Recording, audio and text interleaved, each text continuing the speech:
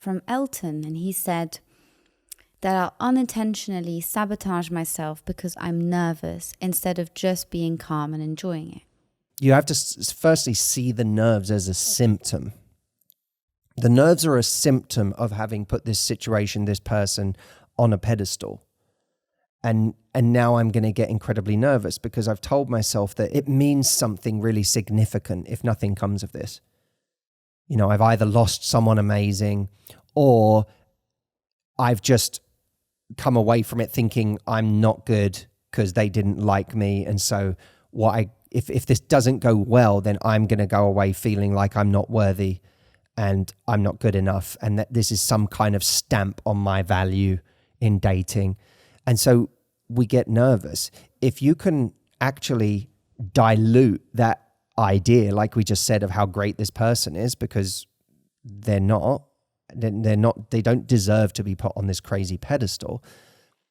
And at the same time, realize that if this person doesn't want what you have to offer, that isn't a sign of your value. That doesn't have to have some great meaning about what your value or what your potential is in life. Before you carry on with the video, I wanted to tell you about something really valuable for anyone who is struggling to move on from somebody right now. It's a free video training. This is going to help you build yourself back to a place of confidence, whether it's having the confidence to reach back out to that person, but in a powerful, high-value way, or whether it's the confidence to move on from them once and for all. Check it out at moveonstrong.com. It's a great training and it's completely free. Back to the video. And that there is someone else for whom you will be right. So you don't need to have this feeling of panic of, if this person doesn't like me, it means something greater. No, it's if this person doesn't like you, that's not your person. Or if this person only likes you because you gave like a perfect 10 landing with the perfect date, the perfect line, the perfect first 2 weeks, is that really the person you want to be with? Right. Like that, you always say the right relationship isn't brittle, but it's kind of like the right first couple of weeks isn't really brittle either. Yeah. Not terribly brittle. And by the way, if you're on a date and you're nervous, understand that that's not uncommon.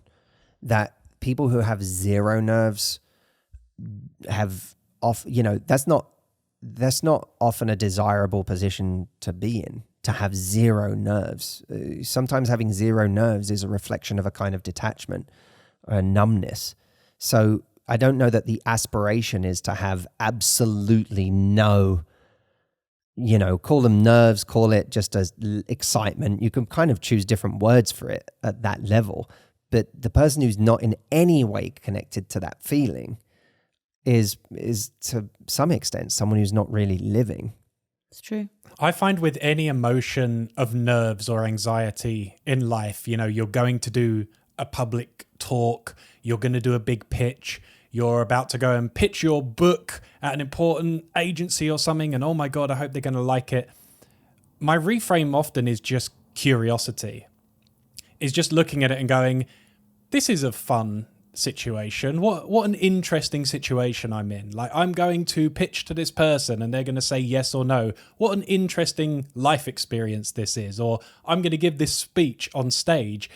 What an interesting feeling this is that I'm going to have, or an interesting experience. And you can do that with a person as well, of just, if you target to, I'm going to learn something about them, I'm going to learn something about myself, I'm going to practice something that makes me a little uncomfortable. If you can go to a curious place in those moments, you actually relax a bit more, because it's more about just, I'm going to see how this feels to stand on stage and talk about something to an audience. And that's all it is. Then you're in a different mindset than, oh my God, please like me. Please let this go well. Very good. I have another one which sounds similar, but I actually would like you guys to approach this one from a practical standpoint. So somebody wrote in and said that their biggest fear was not making a good first impression, and that she always feels inadequate. From a how to put your best foot forward in the first few dates and early dating, can you give us some practical thoughts on how to do that? Well, I actually think that the fear of having not made a good first impression or of saying the wrong thing, it's so intensely human. So, there are people who we would all look up to and say, oh my God, they're so wise, they're so established, they have so much status, and yet they can still be in a room and say something and leave and go, that was really dumb. Why did I say that? We're all capable of doing that at any point. To me, what separates people is there are people who ruminate obsessively over that thing that they said. And there are people who are proactive about looking at it and going, okay, what would I like to say differently next time? Or why do I not love that I said that? And then going, I remember I told a story recently, and afterwards I just went, I don't like that story anymore. I remember thinking it. I told it like 100 times, but afterwards What was the story? Tell it one more time. No, it's done. But that was the point. I remember I told that story and I was like, I don't like that story anymore. I don't actually, it doesn't resonate with me. I think it's kind of stupid. I don't like it the way I come across. And I just retired it. I was just like, oh, that's it. That was the last time I'm ever telling that story. I've outgrown it. And that's useful. When you go home from a date and I wouldn't say that again. Don't ignore that. Use it because it's useful. That's how our impact improves, is by paying attention to those things. Where our impact gets worse is if we obsessively ruminate over those things.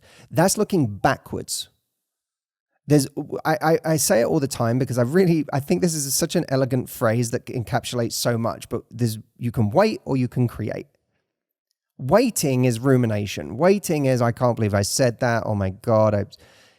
Creating is, how would I say it next time? What would I do differently?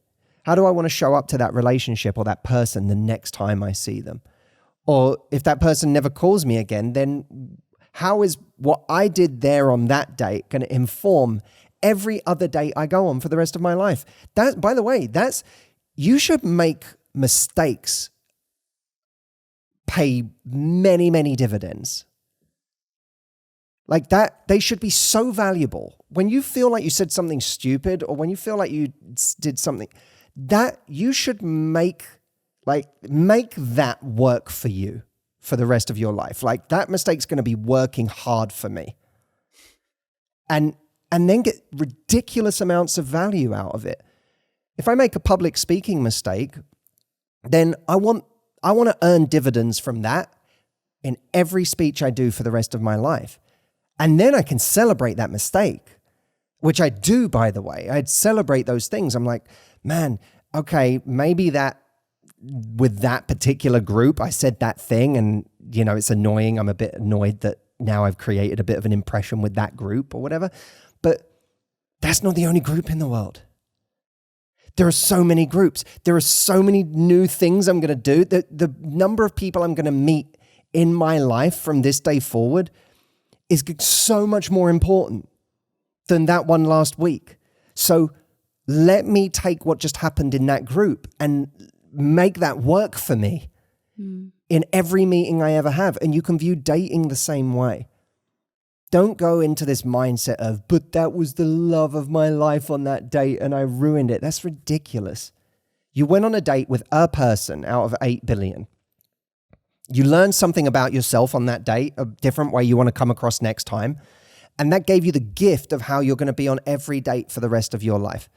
And if you keep applying that mindset and you keep refining and keep improving, then every new wave of people that know you just find you more and more impressive as a human being. And by the way, you don't even have to write off the people that you've already made a mistake in front of, because you'd be surprised at how malleable those impressions are too. That yes, you only get one chance to make a first impression, but the second impression or the third impression or the fifth impression can be immensely powerful and transform how someone sees you. So you don't even have to write off the old situations. And also on the date, you might be making multiple impressions. So even if you say a couple of things that are silly, it doesn't mean that you don't have 30 other chances to redeem yourself in the way that you listen, the way that you talk, the conversations you bring up, the way that, your chemistry, the way that you look at them. It's such a complex, myriad thing, attraction. And I think that just being stuck on what if I say something silly or what if I do something bad is doing a disservice to how complex attraction is and how many chances you have at making a good impression. Which is another way of saying create. You've messed Correct. up, Yeah. Create more, because you can out-create whatever silly little thing you said. But anxiety, what it does to us is it has us putting this one thing under a microscope and living there and just watching that thing. And it rids us of the ability to say, I've got 100 more opportunities on this date to show how awesome I am. So true. Such a good point, Audrey, about it, because it actually relates to unique pairings as well. Because I know this is massively individual, but I think every person can probably be a little bit self-aware about this. But like on a date, like default growing up, it was just so easy for me to go into like sarcastic mode. Like that was my weapon in social situations. And then I found myself like doing that too often. And then it's just a quick little switch where you're just like, oh, okay, well, I've said this funny, sarcastic thing. Now I need to like default positivity, like just try to be positive. And you can do that with one anecdote, an hour into the day, and then suddenly you have a unique pairing. And now you're married, so it worked. It does work. Thanks for watching the video. I hope you enjoyed it. Before you go, head on over to moveonstrong.com, where I give a free video training for anybody who is struggling to move on from someone in their life. Check it out at moveonstrong.com, and I'll see you there.